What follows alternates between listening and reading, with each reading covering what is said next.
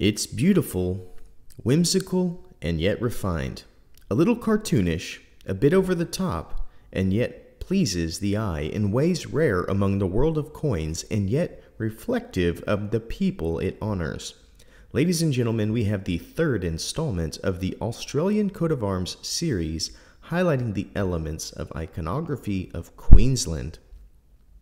I must confess, one of my biggest regrets in life would be not eating fish and chips more in England, but another would be missing out on the first coin in this series, which looks like this. It is my hope that one day this coin will hear my call and roll to my arms, but it would seem today is not that day. The second coin in this series I do have, and as you can see here, it is amazing how unique it is, and yet you know it is family with the oldest in the series, and the baby, which I brought home recently. Today we are looking at the Queensland Coat of Arms coin, which, as luck would have it, actually displays the badge of Queensland and not the coat of arms. At least not as a unified symbol, but rather as if all the icons on the coat of arms jumped off the emblem and were having an afternoon tea session discussing the latest rounds of political folly. For those of you outside the great island of Australia, Queensland is the state located in the northeast corner of Australia. It covers a good chunk of the coastline, which is great because many of you know the further you go inland in Australia, the further you are from living the next day, as it is a vast and desolate place. Queensland is the second largest and yet third most populous state in Australia, which makes sense as most of the population lives within shouting distance from a coast. It is bordered by New South Wales, South Australia, and the vague and wildly unspecifically named Northern Territory. This area hosts just about every climate zone you would want, from coral reefs, expansive tropical jungles, to dry desert. It does lack the tundra because polar bears and koala bears are not friends. The capital of this area is Brisbane, and though it has an A in the second syllable, I've been encouraged to remind you that it is Brisbane and not Brisbane. Without giving you a history lesson, I will let you know that James Cook, whom the boat on this coin is named after, is important to this area's history. You can watch my video over this coin to find out why. There's also a town called Toowoomba, and the only reason I have told you this is so that I could say Toowoomba out loud. John Oxley is a name that you might also want to know if you're interested in the history of Queensland. A simple Google will give you a start on your quest to impress your friends over the subject of dispute that is Queensland history. The state hosts the third largest economy in the nation, built on mining, agriculture, transportation, and a menagerie of other industries, and the Great Barrier Reef is kind of a big deal. It should also be known that this is the Sunshine State. No, not that Sunshine State. This is the Australian Sunshine State, which makes sense as the sun greets the eastern coastline every morning for longer than anybody can remember. It should also be of note that the native peoples, like Aboriginals, have been estimated to have landed 50,000 years ago, and they would have had to have figured out how to survive in major climate shifts, as the Ice Age presented a much different Australia. Colonialism did what colonialism does, which is not pretty, but did create the infrastructure that makes up current Queensland. Queensland seems to be a beautiful place that hopefully one day I will get to visit. Oh, and disclaimer, every animal in Australia can and will end your life. If you wake up in Australia, find humans, as they are the least likely to hurt you physically. Now that you know how to say Brisbane and slightly more about Queensland, we are qualified to dive into this coin while placing it on our 60-point scale. When admiring the obverse, we are met with what is defined as a rampant stag. If you want a definition of rampant, it is as follows: flourishing or spreading unchecked, especially of something unwelcome or unpleasant. So it is all well and good to call it a rampant stag here. If you were to run to one of these stags at a pub, I would not recommend you calling it rampant, as it might take offense, and with a rack like this, it will poke fun at you, and by fun I mean holes. lots of holes. We also are blessed with the face of Her late Majesty Queen Elizabeth II. If you look to the right of the stag, you will see a crown upon a Maltese cross. How do I know it's a Maltese cross? Well, because I watched my video over the Maltese cross coin, and you should too.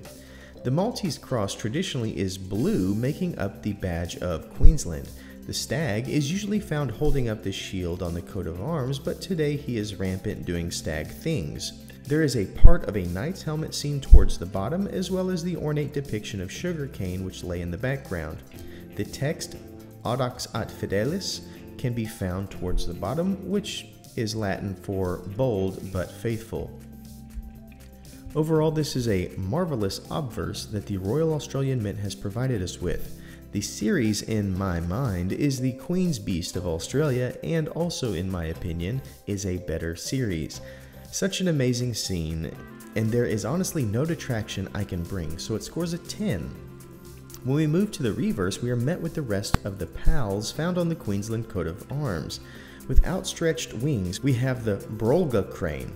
This bird is usually found across from the stag on the coat of arms, but as we discussed earlier, this coin seems to have dismantled the coat of arms into a living scene. In the wings of the crane, we have the other elements found in the coat of arms, such as the whimsical cow who seems to have gotten into the flower garden again, a sheep, which is probably a merino sheep, wheat, and sugarcane. We also see a badge with the $1 denomination accompanied with the working tools of a shovel and pickaxe. All of the elements of the coat of arms are present except one. There's supposed to be a column of gold rising from a heap of quartz in the coat of arms, which I cannot seem to find unless it is what this little mark is supposed to be. Maybe the Bullion Now boys can enlighten me on this mark and or where to find the gold. All in all, this once again is among my favorite current series. I'm all about the standard coat of arms like this one from England, but this coin brings us a fresh look at a coat of arms by taking them off the shield and placing them in a living depiction. Very refreshing and very refined. I scored a 10. Now we must talk mintage. This coin has a capped mintage of 50,000 from the Royal Australian Mint, which, sorry to say, holds my favorite series, as you're looking at, and my favorite lunar series in Australia. So it is currently the Royal Australian Mint in which I find my favorite coins coming from in Australia. That's just a fun fact. I know most of you are Perth or die, but that's just my 2 pence. 50,000 is mintage, so it scores an 8. Cultural significance is the next task on hand. I know we could play the game of what is natural and not natural to Queensland, but this is a coin about Queensland and their coat of arms. It should highlight the culture of Queensland. This coat of arms is literally the emblem of the state and has many direct correlations with the state of Queensland. I think this coin does a fantastic job of showing off the culture of Queensland, and it scores a 10. Collectability is our next category. This is a coin that is in fairly low mintage of 50,000. There is only 1 year of coins for each state, so demand is present. It is beautiful and interesting. Years back in the USA, the Mint created quarters for every state. There was so much buzz made about state design, and so many people wanted coins from their home state. I assume this is what happens in Australia, as I cannot seem to get my hands on the first year's issue, which is often not the case with similar mintage coins. This being said, it is not the most collectible, but it is highly collectible, so I scored an 8. Uniqueness is our last area. As spoken before, we've had miles of coat of arms coins. This is called a coat of arms coin, and yet it is much different from any I've seen. If you had not seen the name, it would take you some time to piece together what all these icons have in common, which is so subtle and genius. It is the most unique way that I can think of to display a coat of arms, and it scores a 10, as this is the only year we will see the Queensland coat of arms. That brings us to our final thoughts and score. The Queensland Coat of Arms crosses the line at 56 out of 60. This is more than elite status and checks every single box I can think of. It is iconic as future coins I will be able to pick out of a crowd and know they are from this series. It is culturally and historically strong as the elements of Queensland are in your face and artistically pleasing. I cannot say enough about how pleased I am with this series and the Royal Australian Mint of late. Thank you so much for watching, and please remember to always stay classy and current with the culture of currency.